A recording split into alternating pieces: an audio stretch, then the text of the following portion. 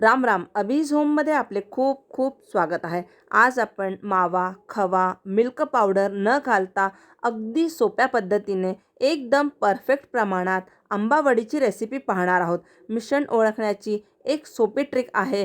मी आपल्याला ते सुद्धा सांगणार आहे. व्हिडिओ स्किप न करता पूर्ण बघा. आवडला तर लाईक करा. तर आंबा नारळ वडी करण्यासाठी इथे मी एक बोल भरून आंब्याचे काप घेतलेले आहे, एक बोल भरून खोबऱ्याचे काप, एक वाटी साखर आणि थोडीशी साय घेतलेली आहे. तर मी एक मोठा आंबा कट केलेला आहे. तुम्ही 2 छोटे आंबे घेतले तरी चालतील. थोडे खोबऱ्याचे काप जास्त आहे, थोडेसे कमी असले तरी चालतील. थोडेसे एक 7-8 उरत होते म्हणून मी ते वरतून घेऊन घेतले. आपल्याला काय करायचं आहे, नारळाचा हा जो मागचा भाग असतो हा आपल्याला काढून घ्यायचा आहे आणि त्यानंतर याचे आपल्याला काप करायचे. आता आपल्याला हे सगळं मिक्सरमधून फिरवून घ्यायचं आहे. त्यासाठी सगळ्यात आधी आपण यामध्ये घालूया खोबऱ्याचे काप, आंब्याच्या फोडी, साखर, साय घालू. हे सगळं आपण व्यवस्थित मिक्स करून घेऊ. आता तुमच्याकडे जर छोटं भांडं असणार ना तर तुम्ही 2 बॅचमध्ये करा. पाणी न घालता मिक्सरमधून फिरवून घेऊ. तर मिक्सरमधून मी हे फिरवून घेतलं आहे आणि मऊसूत एकसारखी पेस्ट करून घेतली आहे. आता वड्या कशा करायच्या आपण ते पाहूया. त्यासाठी गॅसवर मी पॅन तापायला ठेवलेला आहे. त्यामध्ये घालूया साजूक तूप. साजूक तूप जास्त नाही घालायचं आहे कारण आपण यामध्ये साय घातलेली आहे, त्यामुळे त्यातून तूप ऑलरेडी रिलीज होणार आणि आपण तूप सगळीकडे पसरवून घेऊ. आपल्याला तूप यासाठी घालायचं आहे की त्यामध्ये मिश्रण चिटकणार नाही. आता यामध्ये आपण हे जे मिक्सरमधून आंब्याचा पल्प, खोबरा आणि साखर फिरवून घेतलेली आहे ते घालू. गॅसची फ्लेम मीडियम आणि आपल्याला सतत चाळ देत राहायचं आहे आणि याला आपण छान घट्ट होईपर्यंत शिजवून घेणार आहोत. इथे मी हा बदाम आंबा घेतलेला आहे. याचा रंग फारसा गडद नसतो. आज मला हापूस आंबा मिळाला नाही, त्यामुळे मी काय केलं आहे, इथे एक 7 ते 8 केशरचे धागे आहे ते दुधात भिजत घातले आणि ते दूध आपण यामध्ये घालू. यामुळे काय होईल, छान मस्त पिवळा रंग येईल. चाळ आपल्याला सतत देत राहायचं आहे, सोडून इकडे तिकडे जायचं नाही आहे, नाही तर मिश्रण खाली लागून करपू शकते. साधारण 3 ते 4 मिनटं झालेले आहे आणि साखर पूर्ण मेल्ट झालेली आहे, त्यामुळे मिश्रण किंचित सैल झालेलं आहे. तुमच्याकडे पॅन नसणार तर तुम्ही जाडबुडाची कढई घेतली तरी चालेल, पण पॅनमध्ये सोयीस्कर पडतं, खाली लागत नाही. गॅसची फ्लेम आता आपण लो करू कारण की यामध्ये काय आहे, बुडबुडे उठतात आणि ते अंगावर उडण्याची शक्यता असते. तुम्हाला जमत असल्यास तुम्ही लो टू मीडियम करून सतत चाळ देत आळवून घेतलं तरी चालेल. हे बघा, अशा प्रकारे यामध्ये बबल सुटत आहे. प्रत्येक वेळेस आपल्याला हे जे कड्याकरचं मिश्रण आहे हे सोडून घ्यायचं आहे, म्हणजे वाया जात नाही. साधारण 5 मिनटं झालेले आहे आणि मिश्रण थोडंसं घट्ट व्हायला स्टार्ट झालेलं आहे.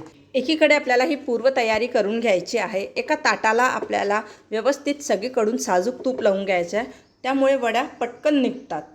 अजून 5 मिनटं झालेले आहे, म्हणजे एकूण जेव्हापासून आपण मिश्रण शिजायला लावलं होतं तेव्हापासून 10 मिनटं झालेले आहे आणि मिश्रण बऱ्यापैकी घट्ट झालेलं आहे. अजून 5 मिनटं झालेले आहे, म्हणजे एकूण जेव्हापासून मिश्रण मी शिजायला ठेवलं होतं तेव्हापासून एकूण 15 मिनटं झालेले आहे आणि मिश्रण बऱ्यापैकी घट्ट झालेलं आहे. आता आपल्याला गॅसची फ्लेम लो किंवा मीडियम आणि सतत चाळ देत राहायचं आहे, कारण की ह्या स्टेजला हे मिश्रण खाली लागण्याची शक्यता असते. साधारण 3 मिनटं अजून झालेले आहे, म्हणजे एकूण 17 ते 18 मिनटं झालेले आहे. कडेपासून मिश्रण सुटायला सुरुवात झालेली आहे.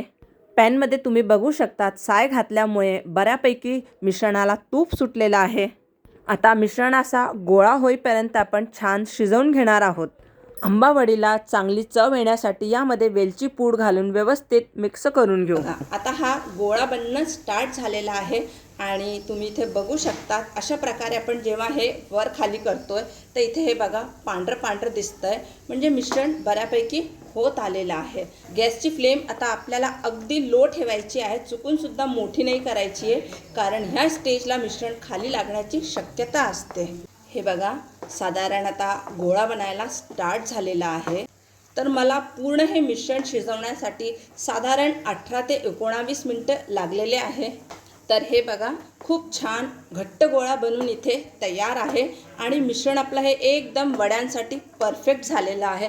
आता मी तर आपल्याला सांगितलं की मिश्रण एकदम परफेक्ट झालेलं आहे, पण आता हे कसं ओळखायचं की मिश्रण खरंच परफेक्ट झालेलं आहे का? तर त्यासाठी एक सोपी ट्रिक आहे. आपल्याला चमचा अशा प्रकारे उभा करायचा आहे. चमचा जर खाली नाही पडला म्हणजे आपलं मिश्रण एकदम परफेक्ट झालेलं आहे. पटकन आपल्याला गॅस बंद करायचा आहे. जर जास्त वेळ आपण ठेवलं ना तर मिश्रण खाली लागण्याची शक्यता असते आणि आपल्याला बंद केल्यानंतर साधारण 1 मिनिट आपण अजून यामध्ये कढईमध्ये पुन्हा परतून घेऊ. तयार मिश्रण तूप लावलेल्या ताटामध्ये काढून एकसारखं करून घेऊ. इथे मी एका वाटीला तूप लावून घेतलेलं आहे. वाटीच्या मदतीने आपण मिश्रण एकसारखं प्लेन करून घेऊ. तर हे बघा मी अशा प्रकारे मिश्रण सेट करून घेतलेलं आहे. मिश्रण थोडंसं थंड झाल्यानंतर आपल्याला किंचित गरम असताना वड्या पाडून घ्यायच्या. आपण जर मिश्रण एकदम गार करून वड्या पाडल्या तर त्याच्या वड्या व्यवस्थित पडत नाही आणि तुकडे पडण्याची शक्यता असते. वड्या काढण्यापूर्वी जिथे आपण मार्क केलेलं आहे तिथे एकदा पुन्हा मार्क करू म्हणजे वड्या एकदम छान निघतात.